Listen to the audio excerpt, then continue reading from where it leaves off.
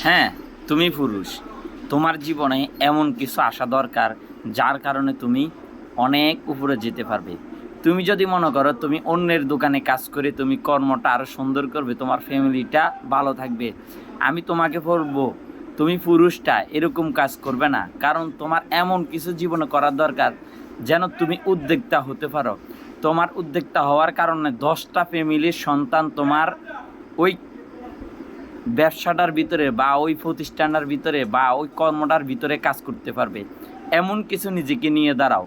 আর হ্যাঁ, তুমি তো পুরুষ, তোমার পুরুষত্বের ভিতরে এমন কিছু থাকতে হবে, নির্লজ্জ থাকতে হবে, লজ্জাবোধ থাকতে হবে, রাগ থাকতে হবে, অভিমান থাকতে হবে। কারণ তুমি পুরুষের ভিতরে যদি রাগ অভিমান না থাকে তাহলে তুমি তোমার জায়গায় কখনো যেতে পারবে না, এটা আমি মনে করি।